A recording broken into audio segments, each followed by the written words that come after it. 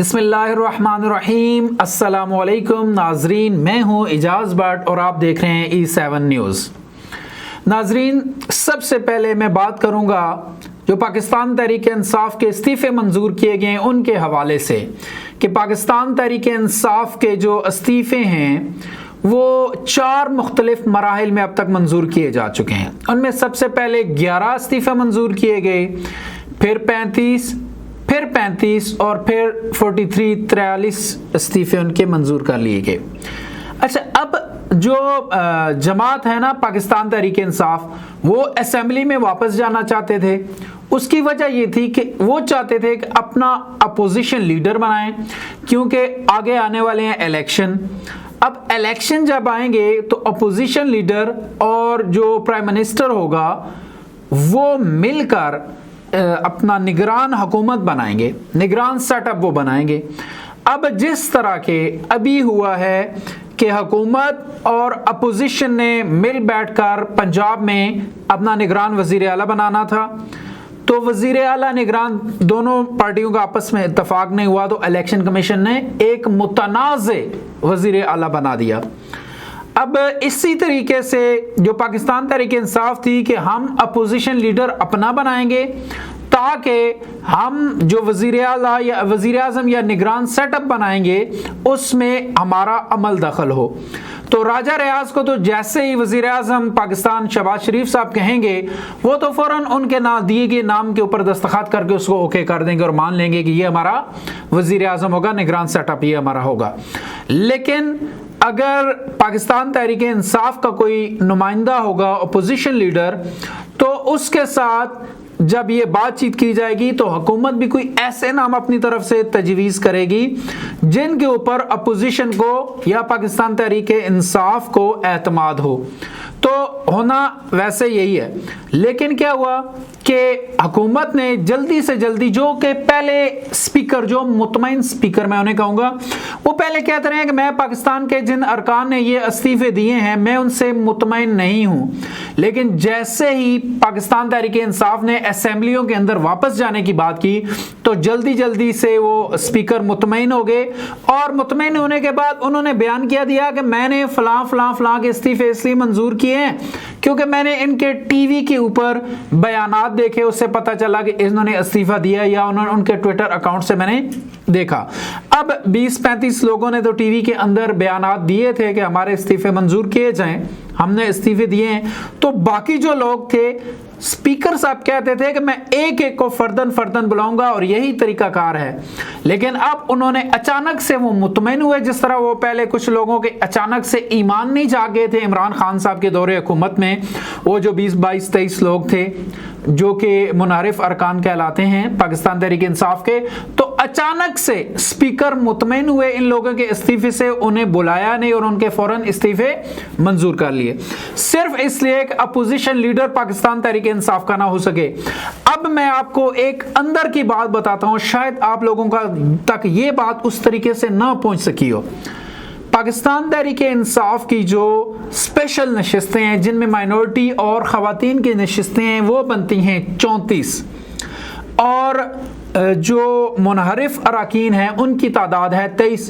तो opposition leader तो अब भी पाकिस्तान तहरीक इंसाफ का होगा, क्योंकि सब लोगों ने इस्तीफ़ा दे दिया, स्पेशल नशिस्तों वालों ने भी इस्तीफ़ा दे दिया। अब जब स्पेशल नशिस्तें किसी पार्टी को इलेक्शन कमीशन की तरफ से दी जाती हैं तो एक बड़ी लंबी फहरिस्त भी साथ में दी जाती है कि हमारी इन नशिस्तों के लिए ये लोग होंगे, अगर ये रिज़ाइन करते हैं तो उसके बाद ये फ़ौरन आ जाएंगे, और ये रिज़ाइन करते हैं तो उसके बाद ये फ़ौरन आ जाएंगे। तो ये 34 नशिस्तें हर सूरत में आईनी तौर पर पाकिस्तान तहरीक इंसाफ को फ़ौरन वापस मिलनी है और उनका नोटिफिकेशन होना है नए लोगों का। अब ये 34 नशिस्तें फ़ौरन आ जाएंगी दोबारा असेंबली में, तो अपोजिशन लीडर जो होगा वो दोबारा पाकिस्तान तहरीक इंसाफ का बन जाएगा। तो मेरे ख्याल में हुकूमत ये बात सोच नहीं रही थी, और इमरान खान साहब का इस्तीफ़ा मंजूर होने के बाद एक बड़ा हंसता मुस्कुराता हुआ क्लिप वायरल हुआ जिसमें वो हंस रहे थे, यानी वो अपनी फतह का ऐलान कर रहे थे कि इस्तीफ़े भी मंजूर करवा लिए। अब हुकूमत के जहन में ये बात ही नहीं थी कि ये जो 34 नशिस्तें हैं ये तो हमेशा पाकिस्तान तहरीक इंसाफ के पास रहनी है, اسمبلیاں ختم ہونے تک، تو پھر بھی ان کی تعداد ہوگی زیادہ، اپوزیشن لیڈر بھی اپنا بنا لیں گے، اور اکاؤنٹیبلٹی کمیٹی کا جو چیئرمین ہے وہ بھی پاکستان تحریک انصاف کا ہوگا اسمبلیاں ختم ہونے تک۔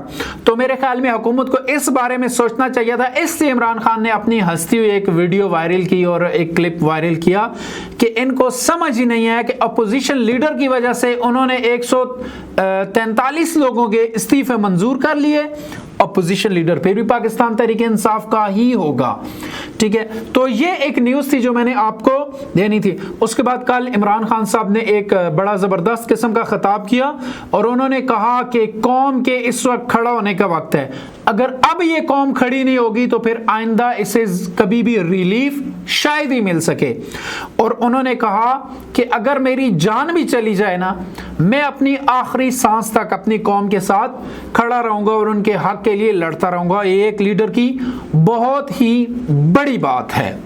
تو اسی کے ساتھ ساتھ ہم آگے مزید بات کرتے چلیں کاف لیگ کے حوالے سے۔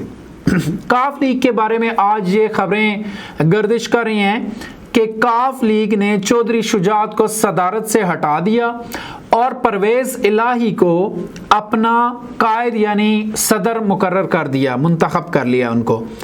اس سلسلے میں چودھری صالح حسین اور طارق بشیر چیمہ نے ایک پریس کانفرنس کیا اور انہوں نے کہا کہ ابھی ہمارا صدر تبدیل نہیں ہو سکتا، چودھری شجاعت صاحب کو پرویز الہی اور ان کے جو لوگ ہیں وہ صدارت سے ہٹا نہیں سکتے، کیونکہ ابھی تک ہمارا معاملہ الیکشن کمیشن کے اندر ہے، ہماری پارٹی کا معاملہ۔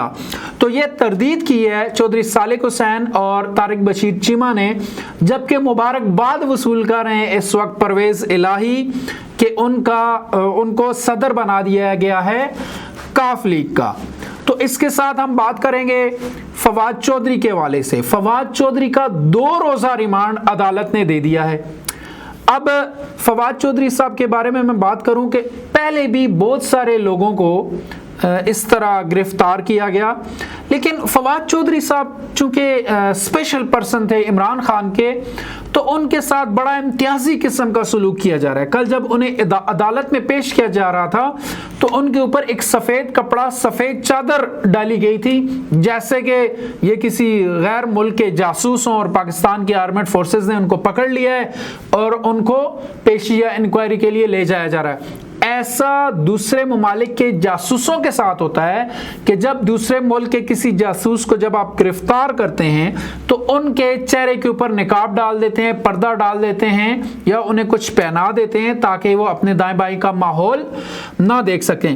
تو فواد چودھری کے ساتھ یہ جو سلوک تھا یہ بہت ہی امتیازی سلوک تھا اور اس کی یقینی طور پہ بھرپور مذمت ہونی چاہیے پاکستان کے عوام کی جانب سے، اور پاکستان کے عوام کی جانب نے کل بہت بڑا احتجاج کیا تھا اس حوالے سے۔ تو اب دیکھتے ہیں جو 2 روزہ ڈیمانڈ دیا گیا ہے چودھری فواد حسین کے لیے، تو اب دیکھتے ہیں کہ اس میں سے کیا نکلتا ہے۔ بہرحال اب تک کے لیے اتنا ہی، اپنا خیال رکھیے گا، اپنے اس چینل کا بھی۔ اللہ حافظ۔